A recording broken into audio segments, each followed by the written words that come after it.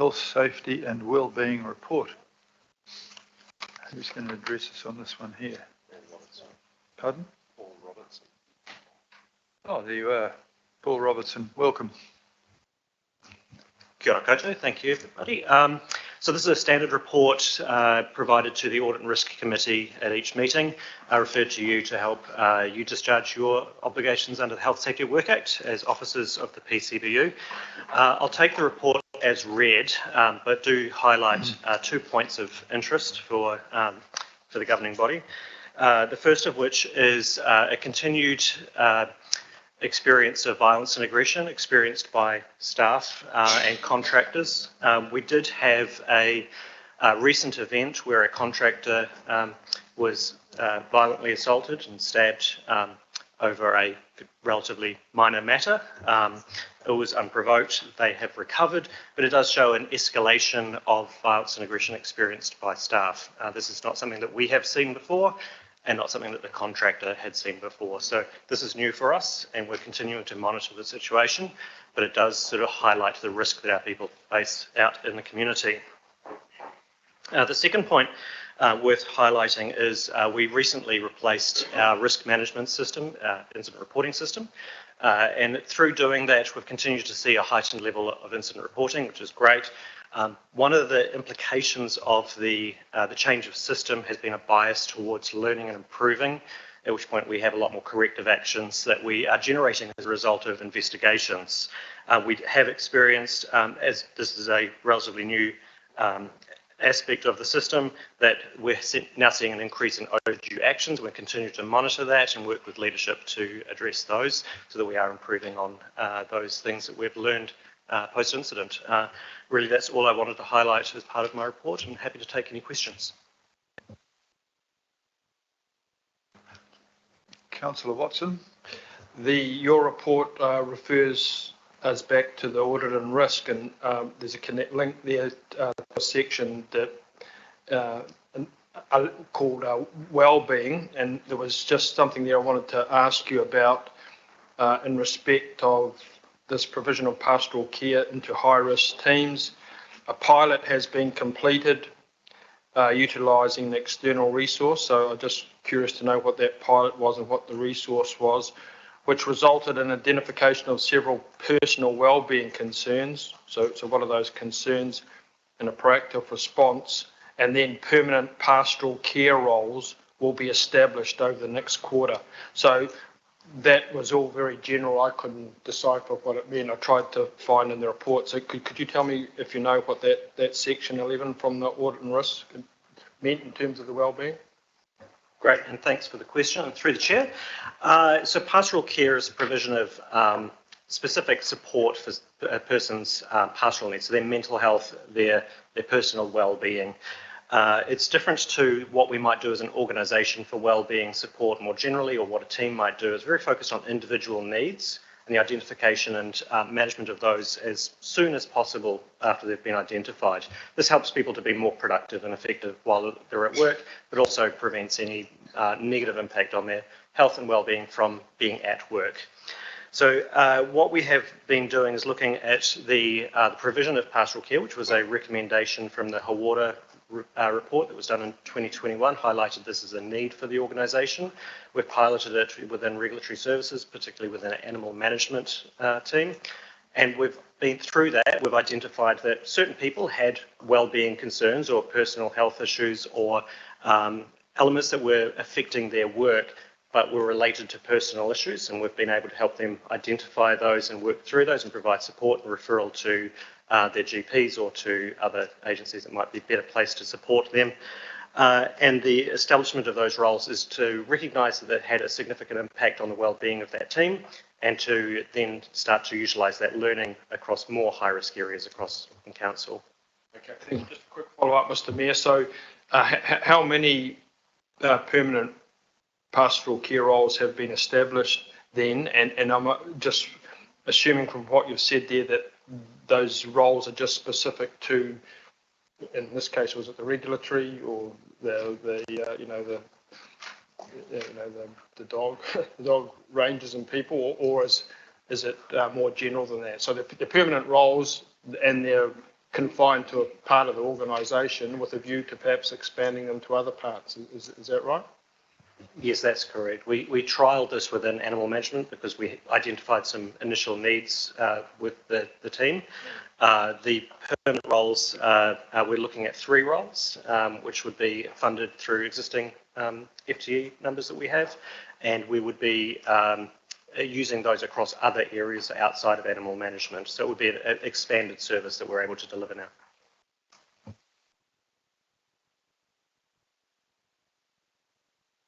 Councillor Ferry, please. Thank you, and thank you for the robust conversation we had at Audit and Risk. I'm going to ask here a question that I asked there, just so that all members are across it. Obviously, as we've discussed several times already in this meeting, we've had literally thousands of staff out there doing things that are not part of their normal day jobs in an emergency situation. Some of those people have been acting well outside their roles in quite heroic circumstances. And so what are we doing as an organisation to support them to transition back to their day jobs, but also to deal with any trauma that they may have experienced from the, being first responders and helping other people who are in trauma, that kind of thing.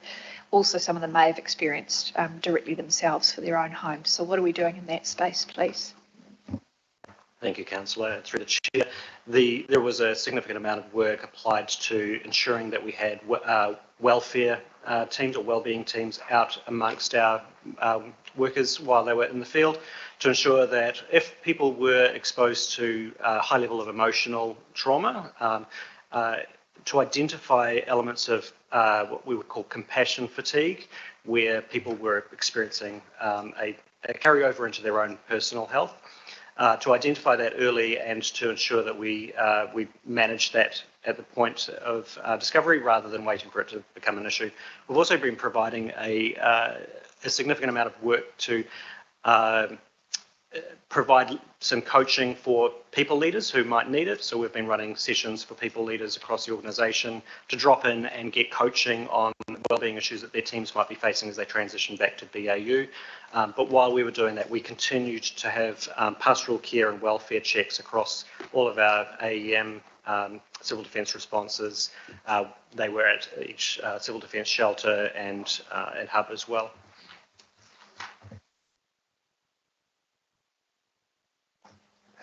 Councillor Hills.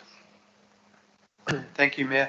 I see that we're probably because the incidents are going up so quickly, but we're heading to about 43% of the actions not acted on, well above the target. How are we going to get on top of that?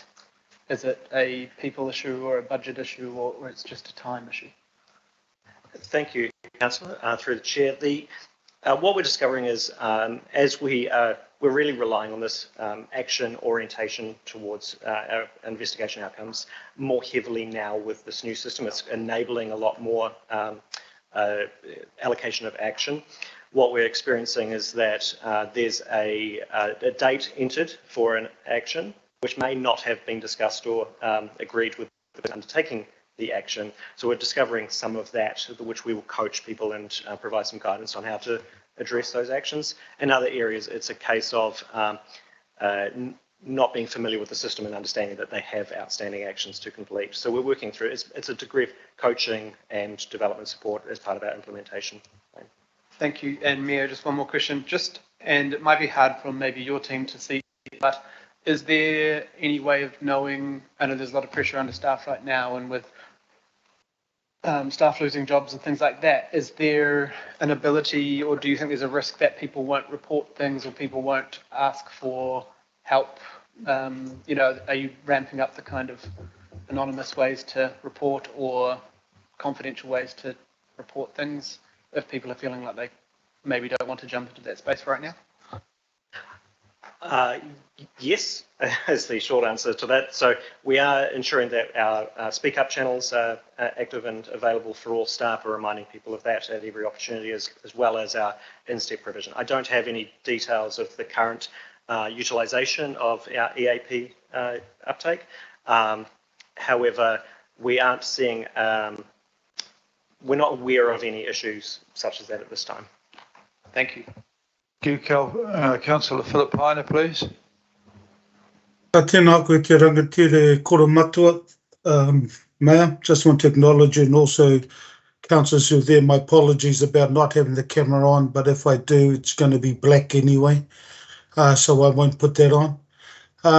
Just to our rangatira there, my pātai, I've read the report dated 20th of February. So my question is, do you also have a channel or for those that get social media, email, get attacked?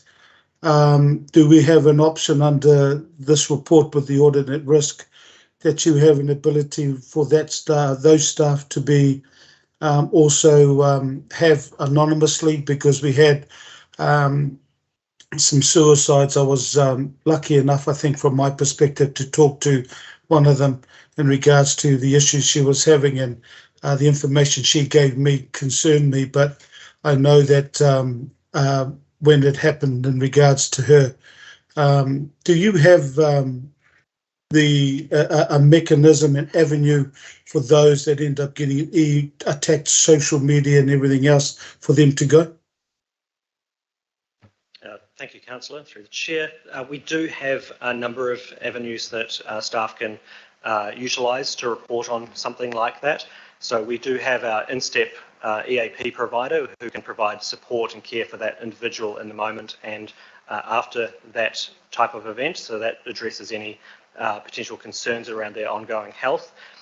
We do have the external channels available for Speak Up, where they can disclose that something's happened that it may not be something that they feel confident to disclose internally. But we do also have the ability to report that type of incident utilising our online information systems.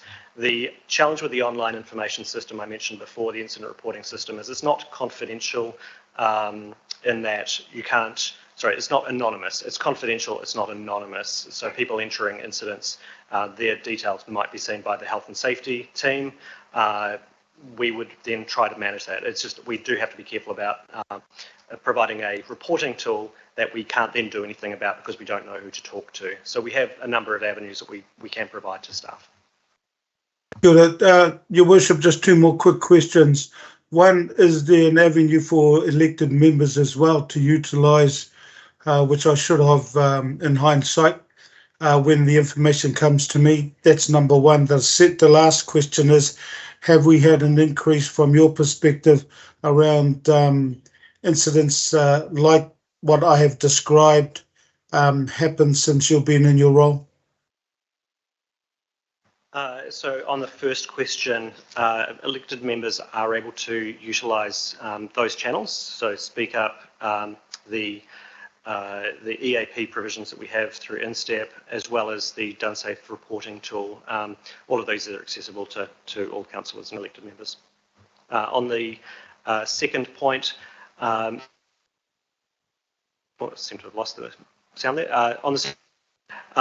We haven't seen an increase in the type of activity that you're specifically referring to. What we have seen is an increase in reporting around violence and aggression, but that's not the same issue. So I'm not aware of a increase in that type of incident. No. Kia ora. Thank you, Worship. Kia ora.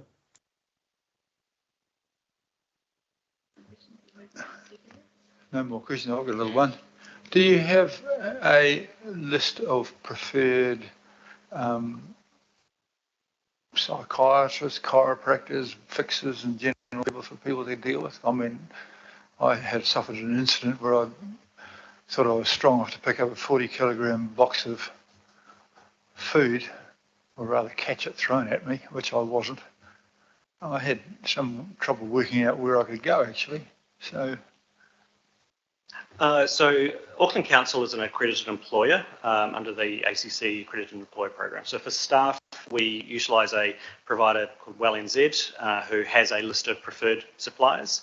As elected members, not being employees of the PCBU, ACC would cover any claims associated with an elected member and would have a list of preferred suppliers. It would be an ACC accredited provider. thanks. Anyhow, that seems that. We've had a mover and a seconder. Can we?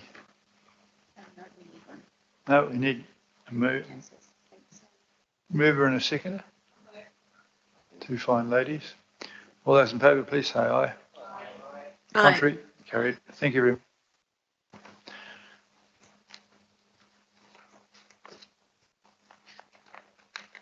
Now, this one's procedurally fraught with difficulty.